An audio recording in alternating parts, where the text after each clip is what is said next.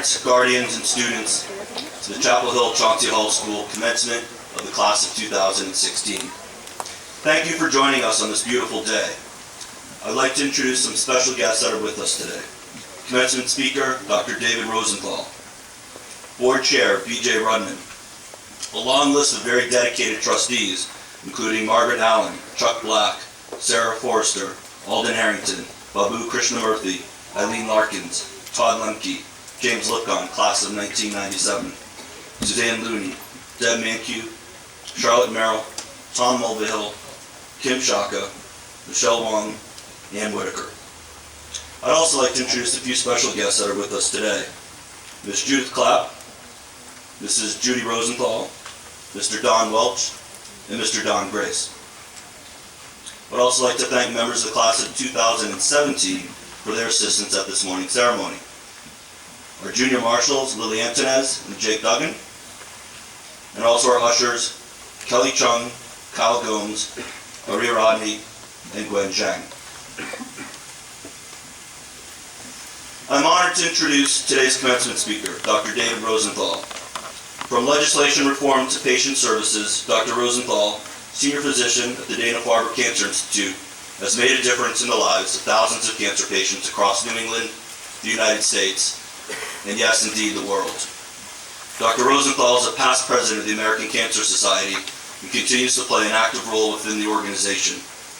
Among his most enduring contributions while at the American Cancer Society was the instrumental role he played in bringing an American Cancer Society Hope Lodge to Boston. Opened in 2008, the Hope Lodge helps thousands of cancer patients and their caregivers save millions of dollars in lodging costs when they travel to Boston for vital treatments. On April 24th, several members of this year's senior class, along with other CHSH students, faculty, and staff, joined me in preparing and serving a Sunday evening meal at the Hope Lodge. We had the wonderful opportunity to meet and speak with cancer patients, their families, as well as Dr. Rosenthal and his lovely wife, Judy. Judy also played a key role in bringing the Hope Lodge to Boston. And recently, on May 20th, Dr. and Mrs. Rosenthal joined us here on campus for Chapel Hill's Relay for Life. For more than 20 years, Dr. Rosenthal had been the director and CEO of Harvard University Health Services, and in 2000, Dr. Rosenthal was named medical director of the Leonard P. Zakum Center for Integrative Therapies at the Dana-Farber Cancer Institute. That's a mouthful. The center's mission is to integrate complementary therapies with conventional cancer treatments to best treat challenging cancers. Moreover, as the chairperson of the Massachusetts Coalition for a Healthy Future, Dr. Rosenthal was also responsible for leading the state's innovative efforts to heighten tobacco control during early implementation of the tobacco tax. Adding to his long list of accomplishments, Dr. Rosenthal is honored to be the 2012 recipient of the American Cancer Society Distinguished Achievement in Cancer Award, which recognizes his career-spanning dedication to the fight against cancer and his exemplary volunteer service to the organization. Please join me in welcoming this year's remarkable commencement speaker and newest friend of the school, Dr. David Rosenthal.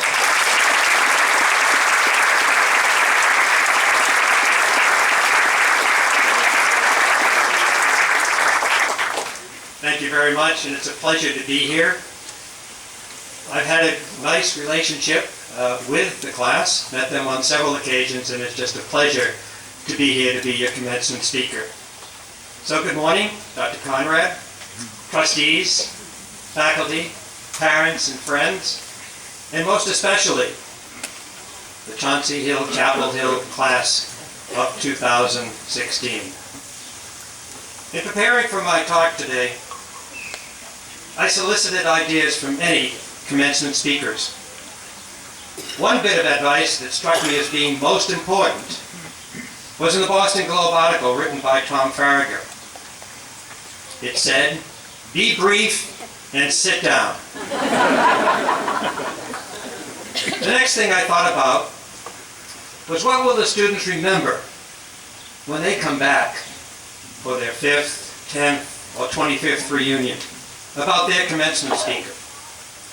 I admit I cannot recall my high school or college speaker, as I was too caught up with the excitement of graduating and moving on. But I hope I can leave you with a few messages that you can carry with you as you leave Chapel Hill-Chauncy Hall. For you are a remarkable class. You have chosen a project and dedicated time and effort towards achieving it. It is likely that each one of us has in some way been touched by cancer. Your class president, Nora, lost her father to cancer, and many of your teachers and classmates have suffered loss and pain as a result of this disease. Dr. Conrad shared with me that about 1.5 years ago, you even lost one of your fellow students, as well as one of the dormitory parents to this disease. Yet while grieving for these losses, as a class led by your president, you chose to do something constructive about it. For several years, you have held a Relay for Life, an American Cancer Society nationwide event to raise awareness and funds for cancer research. I was present at your last Relay for Life this year. The event promotes advocacy efforts, such as raising the smoking age to 21 in Massachusetts, providing education about reducing the risk of cancer, and screening efforts that help to reduce the mortality of cancer. The Relay also supports many patient services, such as Road to Recovery, driving people to the cancer centers, provides rides for patients to treatment centers, the Look Good, Feel Better program that provides wigs for those patients on chemotherapy who lose their hair, scarves and appropriate makeup to make them look good during their chemotherapy, and also the establishment of Hope Lodges that are located throughout the country and serve as a home away from home for cancer patients, free of charge, totally free of charge, as they go through their therapies for 3 to 6 months. You have visited the American Cancer Society Hope Lodge, and I was there with you in Boston, where patients come from all over the world to get their quality cancer care here in Boston. Boston is a mecca for quality cancer care. We have a number of cancer centers. You actually met with the residents and their caregivers at Hope Lodge, and even prepared a meal for them. So you have demonstrated your caring, your compassion, in doing what you can do to be part of the cancer fight. For you, the class of 2016, are a caring community, committed to a purpose, and you are advocates supporting the many programs and policies to finish the fight against cancer. As you move on from Chapel Hill-Chauncy Hall to your next phase, I do have some advice. Keep up your compassion, your caring, and listen to your conscience. As one commencement speaker said last week, keep looking for character-defining moments and listening to your conscience as to what you can and are able to do. I had several character-defining moments in my life and 2 great mentors who guided me. The 2 mentors were Dr. William C. Maloney, a hematologist who studied and treated leukemia patients going all the way back to the 1960s. And my father, a science teacher in the Boston school system. Dr. Maloney treated patients with leukemia beginning, as I said, in the 1970s, when the prognosis wasn't quite good. It was quite poor. He taught me, however, how to care for patients. I remember quite vividly sitting with him as he told a young man and his family that he had acute myelogenous leukemia. This could have been read as a death sentence in those days in the 1960s and 1970s. But after an hour-long discussion on how he was going to be treated and what Dr. Maloney could offer, the patient got up and hugged Dr. Maloney. Delivering bad news is difficult, but from Dr. Maloney, I learned it was important to show compassion as well as hope. Since the early 1970s, there has been a great deal of hope and progress in cancer treatment, especially with the use of targeted therapies, treating the cancer cells directly without harming normal cells. Cancer clinicians now have a unique armamentarium of therapies available to treat cancer.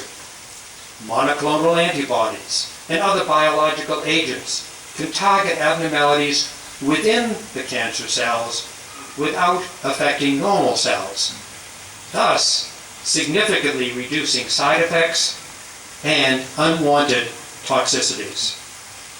Alongside these novel therapies, we must not forget, as you have shown, to take care of the cancer patient as a whole person, not just the disease, addressing their social, their psychological, and their emotional needs, just as Dr. Maloney taught me how to do. My other mentor was my father. At the age of 90, my father entered an assisted living facility. He told his clinicians that he wanted to stay active at 90 and participate in research. So at the age of 90, he took part in a research study, subjected himself to a biopsy and a CAT scan of his thigh muscles, and went on a protocol after that of both a nutritional device and an exercise program. The treatment program lasted 6 months. At the end of that period, he had the studies repeated, a biopsy of his thigh and a CAT scan of his thigh. And the results were fascinating and published in the New England Journal of Medicine in the lead article.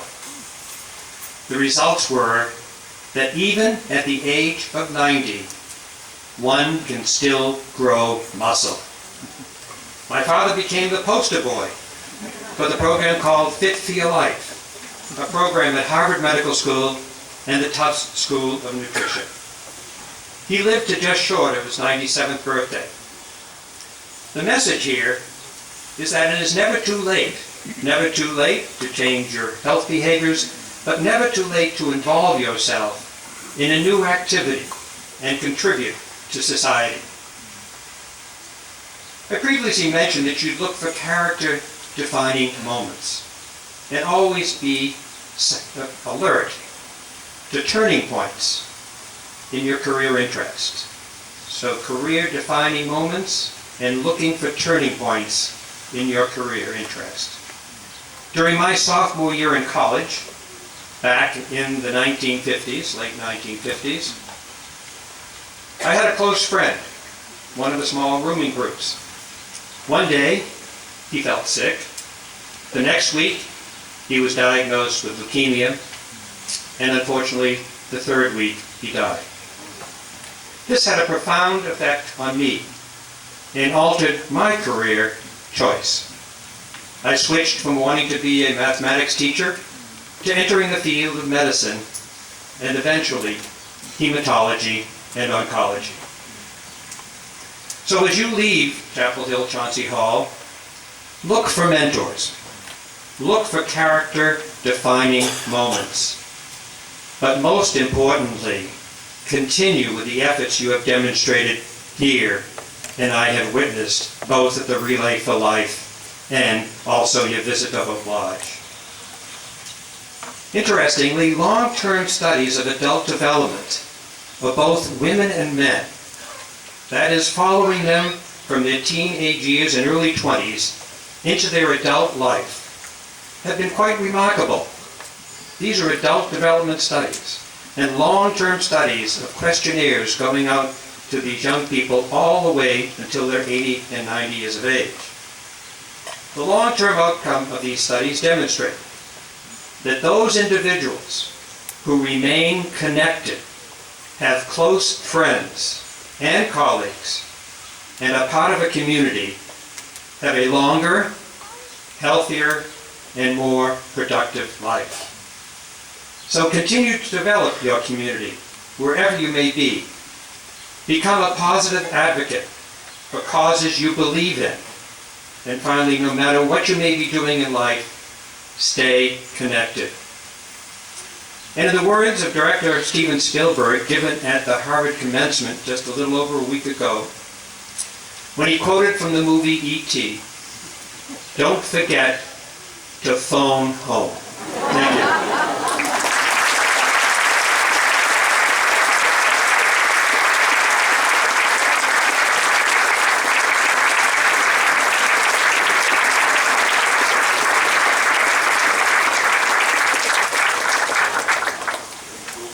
Appreciation for you. Don't worry, you do not need to carry it around. We'll take care of that.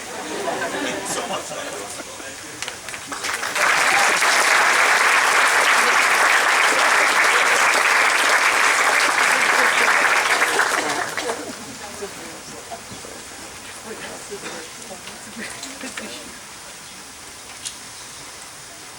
Mark Nathin joined our community in the fall of 2012.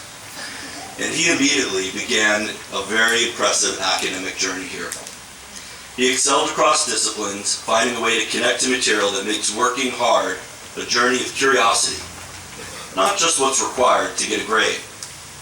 Mark was willing to ask for help when he needed it, and was also more than happy to share what he learned and contribute to the success of others. It is his accessibility that draws his peers in. But it's his wry sense of humor, sensitivity, and kindness that really enamors them. Faculty and staff round out his very immense fan club. He's truly a beloved member of the community. Mark, for those that don't know, is an avid golfer and a skier, but really pushed himself here as a rock climber, challenging himself to try something new, despite his gut telling him that dangling from the high ropes was really not a great idea. Everybody, please join me in welcoming this year's Salutatorian, the bold, the daring, Mark Nathin.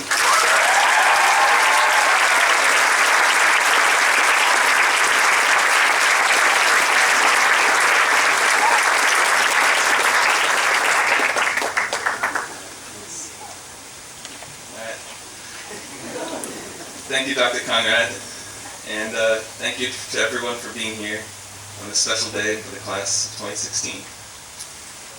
When thinking about what I wanted to talk about today, I tried to think about what I would want to hear if I was in the audience. And that's basically anything but a long, drawn-out story that ends with a piece of advice that I would likely forget after tomorrow. And that's good, because I don't want to tell you a story anyway. Those who know me might have figured out that I don't like to complicate things. I enjoy simple, straightforward stuff. So with that said, I decided to put together a quick top 10 list of changes we've seen, and as well as highlights of my own experience here at Chapel Hill-Chauncy Hall over the last 4 years. Alright, so number 10, which definitely falls under the highlights of my own experience category, is Flick's Buffalo Mac and Cheese.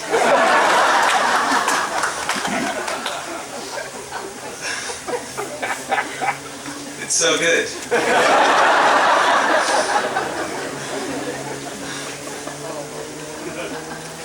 Unfortunately, they only had it for lunch like once or twice this entire year. So I feel like most people probably don't feel the same way about it as I do. Still, I knew this had to make the list since it was the first thing I thought of, and it's certainly the best school lunch I've ever had. Because I'm a day student, I was a little bit upset when I saw they had it for dinner a couple of weeks ago.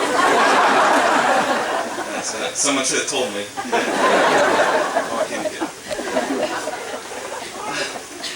Number 9 is prom. I can't speak to any years past, since I never went before this year. However, even though I didn't really want to go, I'm definitely glad that I did. I even had a decent time, which means everyone else probably had a great time.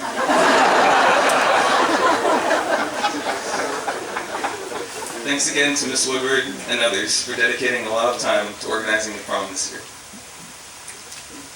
Number 8 is this year's senior prank. For those who haven't heard about it, we basically wrapped a ton of saran wrap all around the front of Harrington Hall as well as between and around the trees over here by the library. And then there were clever phrases spray painted on, such as class of 2016 wrapping up, and things like that.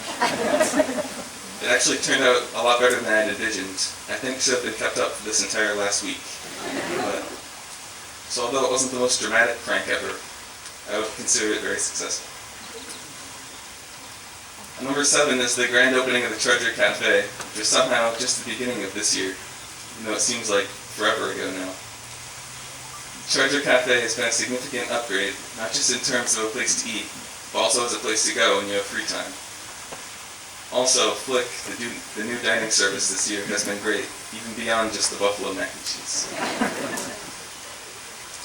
On a similar note, number 6 is the opening of the new student commons, which happened on one of the very first days I was ever on this campus. In addition to being the foreign language and performing arts classrooms, it also gave us a new assembly hall, and perhaps, but probably not most importantly, a new location for the beloved school store. How would we have gotten through these years without the daily sugary drinks and candy? Number 5 is the first years of Relay for Life at Chapel Hill-Chauncy Hall. Nobody had ever been greatly affected by cancer in my immediate family, and the event really opened my eyes to the magnitude of the problem. I had never even heard of Relay prior to the first one they had here, but it's really fun and obviously an extremely meaningful and important event. First Relay for Life at CHCH, I got to take home an entire extra box of Dunkin' Donuts, so that was definitely a plus as well. This year I had to mostly settle for popcorn because the donuts ran out so quick. Number 4 is senior presentations. I'm really sorry to everyone who had to sit through my senior presentation just 2 weeks ago, and now has to listen to me give yet another speech. Me of all people, because I tend not to really enjoy this type of thing. Senior presentations are definitely something that you come to appreciate after the fact, because before I had mine, I always thought, why am I being required to speak for like 8 minutes or more in front of the whole school when I have nothing to talk about and hate public speaking? But looking back, I'm like, wow, this was a really good experience to have in high school, and something I obviously never would have volunteered to do.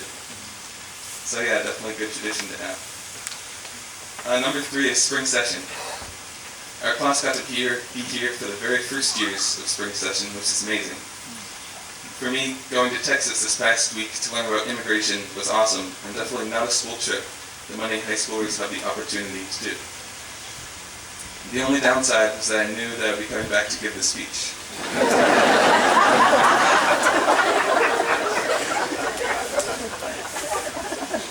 I think every student would agree that spring session is a lot better than final exams. Not sure about everyone else, but whoever came up with incorporating spring session into this week was pretty smart. And number 2 is all the faculty and staff that go above and beyond and are always very responsive if you're ever having any problems or have questions about something. One of the obvious benefits of going to a school as small as CHCH is how well you get to know the faculty in oftentimes many different ways, from the classroom to sports to weekend trips and the dorms for a boarding student. Being able to form those kinds of relationships really makes the experience that much better, so thank you to all the faculty and staff for everything you do. And to close out this top 10 list is number 1, which is of course today's commencement ceremonies, combined with last night's senior banquet. Today is not just a graduation, but a celebration of everything that has happened in our lives up to this point. It's a day to celebrate what we've accomplished, but also to wonder about what the future will bring. Although it may have felt that it has gone really quickly, it's been a long road to get here, and I hope everyone in the class of 2016 is proud of the work they put in to get to this point. Our future is big and hopefully very exciting. Thank you, congratulations again to the class of 2016.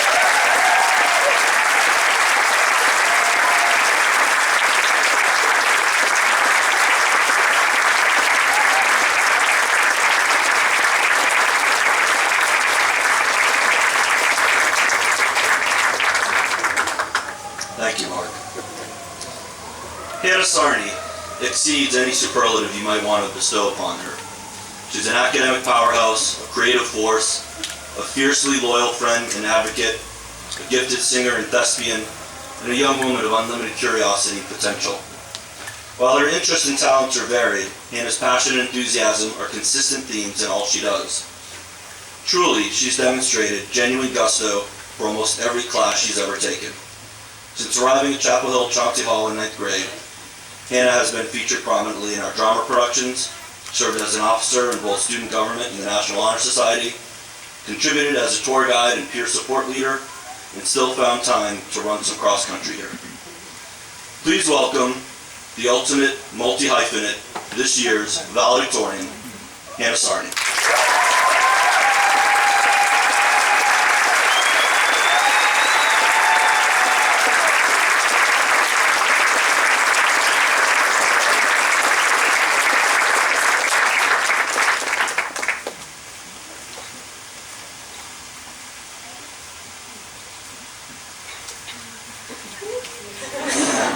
Good morning. There's a part of me that wonders whether I wish I wasn't up here today. Now, don't take this the wrong way. I'm also trembling in my heels, beyond ecstatic to have the honor of addressing you all on this special occasion. What I'm trying to say is that standing up here today, even getting to the point of graduation, doesn't come without sacrifice. Everyone's high school experience is different, and I happen to spend most of my weekends at home perfecting assignments and studying for tests. I wasn't a hermit. I mean, I socialized, but I definitely wish I had socialized more. Nonetheless, my time here at Chapel Hill has been filled with wonderful experiences. I have found my friends, joined and run numerous committees and organizations, and pushed myself hard, like so many others here, to get where we are today. But this push came at a price. This year, I experienced a feeling of weariness, of exhaustion. My motivation to do anything was deteriorating, and I began sleeping more than usual. Maybe some of you have experienced a similar feeling. You think there's something wrong with you because you're burnt out, and to this day I'm still regaining my energy. If you're not burnt out now, chances are you will be at some point. So why am I telling you all this? Because we have to learn to pace ourselves, to prioritize, and find balance in life. This is not to invalidate academic achievement. Achieving excellence, something you've all been able to experience in the classroom, on stage, on the athletic field, it brings a sense of satisfaction and accomplishment. It teaches you diligence and develops a strong work ethic. Plus, some people are simply wired this way, to strive for excellence. But making mistakes is just as, if not more, valuable. Taking risks and subsequently making mistakes will allow you to gain practical and useful skills through experience. This is what school should focus more on, experiential learning. Because let's be honest, while we learn early on in school to aspire toward the right answer, straight A's don't guarantee fulfillment in life. Easier said than done, sure. But this year, for example, I've taken time off of work and seen my friends more. We get bubble tea, we go to thrift shops, we paint together. And you know what? I've survived. In fact, I'm happier. I'm less stressed. I laugh more. Balance is not something that comes overnight, but rather a lifelong practice. Much like writing, yoga, poetry, soccer, singing, dancing, sculpting. I hope we continue to develop balance. To the class of 2016, here we stand together from all over the world at the precipice of a journey of great adventures. I invite you all to be present in this moment to enjoy being together for the last time as a class and soon as graduates. Perfect grades won't necessarily craft a successful career. Our work ethic will. A degree won't make us leaders. Our ability to communicate and lead by example will. So take a communications class. Get involved. Join a club sports team, an a cappella group, start a tutoring program, or a writer's workshop. Apply to be an RA or a tour guide. These experiences will help develop long-lasting, practical, and meaningful skills for life. I hope that we are all able to find what we love in life and establish our own values to live around. I wish you health, happiness, and a pursuit of balance throughout these next 4 years and well beyond. Congratulations, class of 2016. We made it.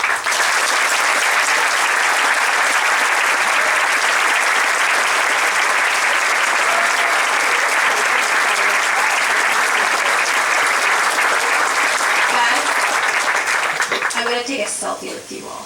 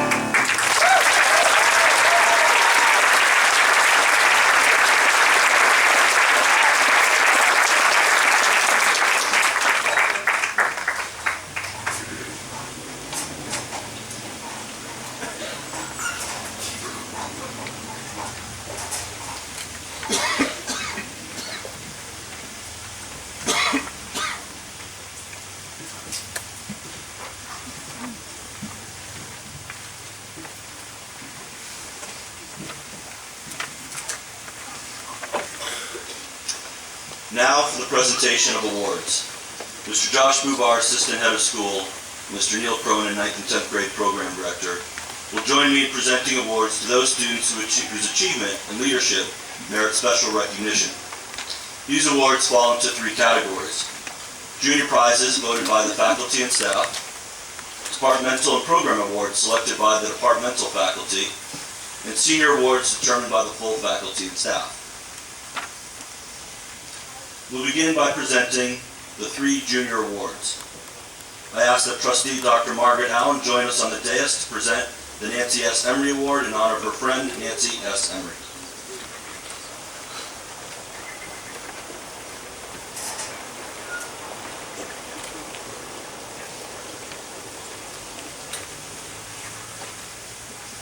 Established in 1998 in memory of Nancy Spooner Emery, this award is given to a member of the junior class whose moral character has made a positive difference in the lives of others in the school community.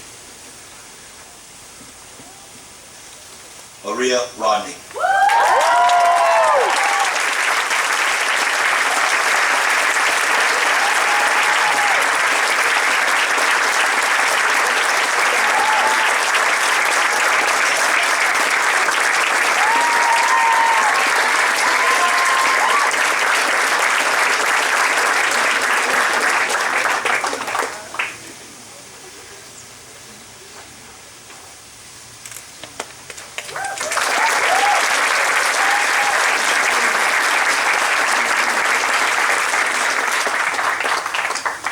The next 2 junior class awards acknowledge academic achievement and are awarded in conjunction with distinguished universities.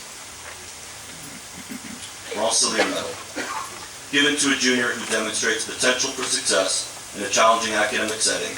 The Rensselaer Medal is awarded for excellence in advanced mathematics and science, as well as significant participation in extracurricular activities. Tianyan Yu.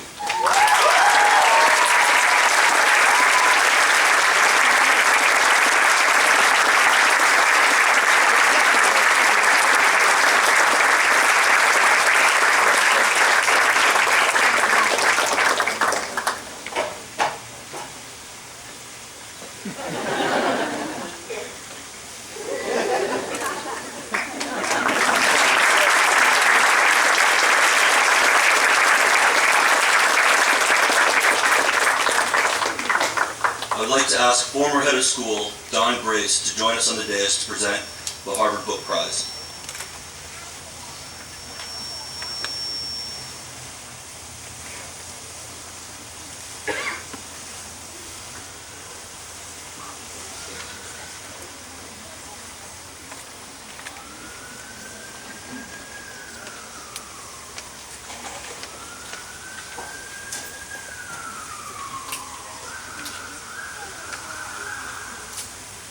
This prize honors an outstanding student in the rising senior class who combines excellence in scholarship with achievement in other fields.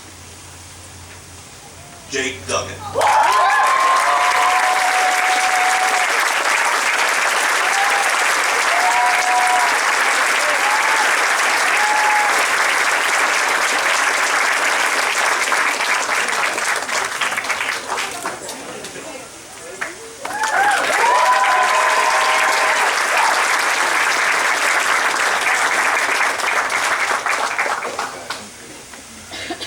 The next group of prizes is awarded to seniors for their work in the academic departments. The English Prize acknowledges a senior who has both demonstrated consistent interest and achieved success in all areas of the subject. Nora Mayberry.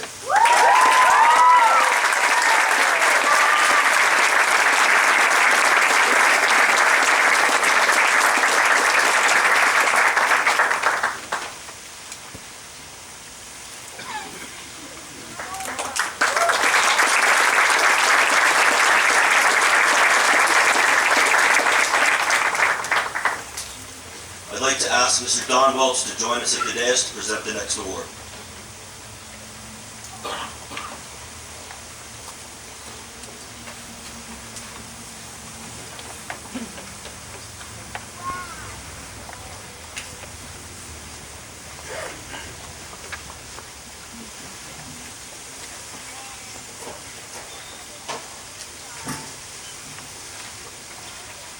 The Donald Welch Social Studies Prize was named in 2001 in order to honor Don Welch, teacher of social studies for 28 years, and is awarded to a senior who has both done excellent work in social studies and demonstrated genuine interest in the field. Ben Klein.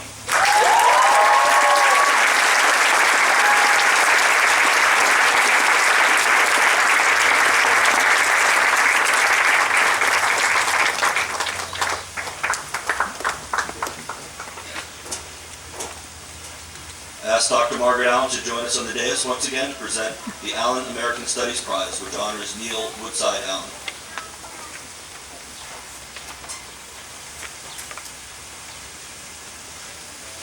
The Allen American Studies Prize goes to a senior for outstanding achievement and genuine interest in United States history, government, and politics. Dana Marishow.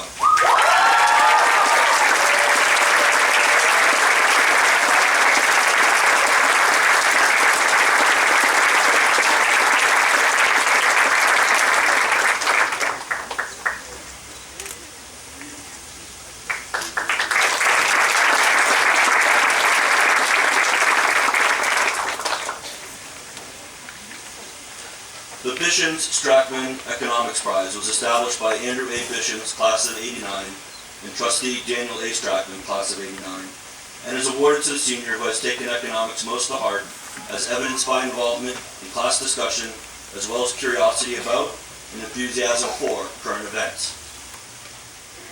Hannah Sarnie.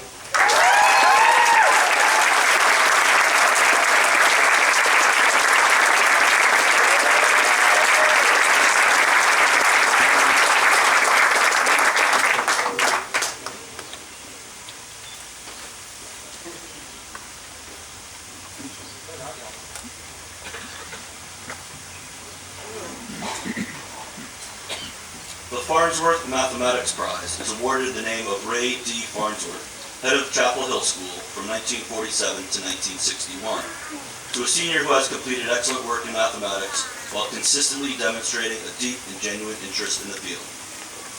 Carl Zhang.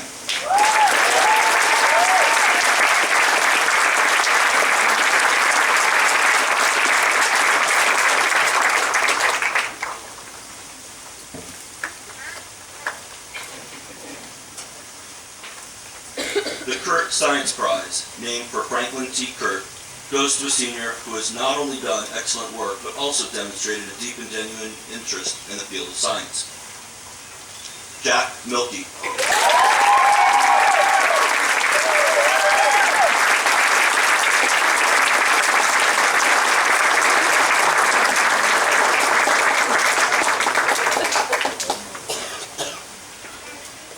The Lewis C. Clapp Science Prize was established in 2001 in the name of Lewis Clapp, Chauncey Hall class of 1954, and is awarded to a senior with a keen interest in science who is curious to learn and always enjoys being challenged, while also demonstrating kindness and concern for others. Lewis Clapp's wife Judy is with us today, and I'd like to thank her for her presence. This year's recipient is Juliet Dent.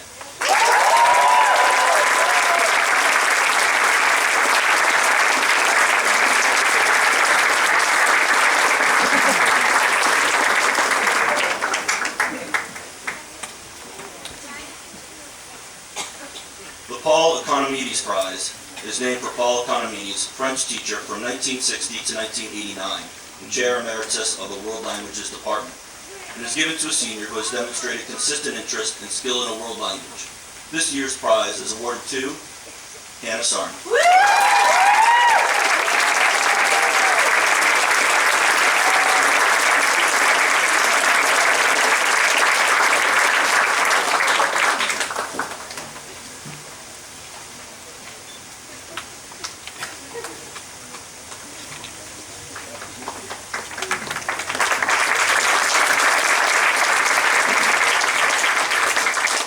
The Performing Arts Prize goes to a member of the graduating class whose creativity, artistic ability, and outstanding work in the performing arts merit special recognition. Alexa Shopper.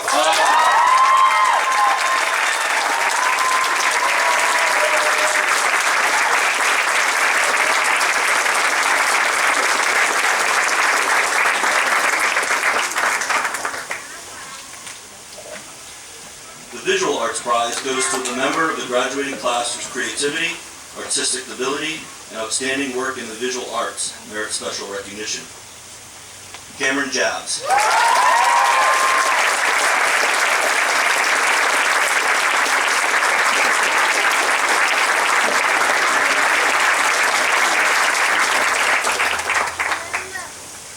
The Jose Rafael Abarlita Sportsmanship and Sportswomanship Awards, established by family and friends in memory of Jose Rafael Abarlita, class of 1978, recognizes two students who have shown the highest degree of citizenship in athletic endeavors. Ryan Donovan and Mami Hayashi.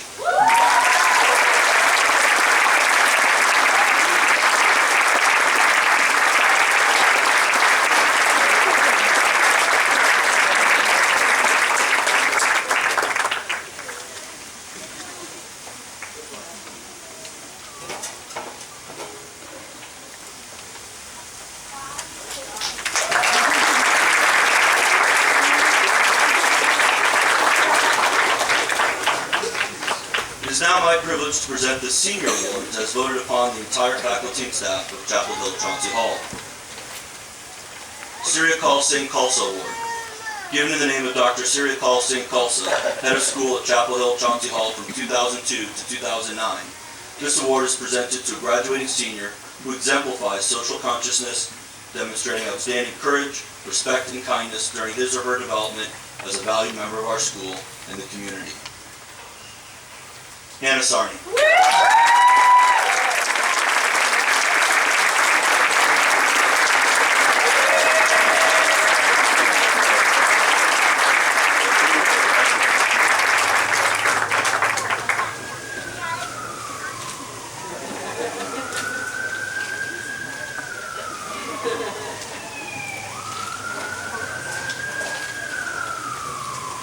MIT Prize.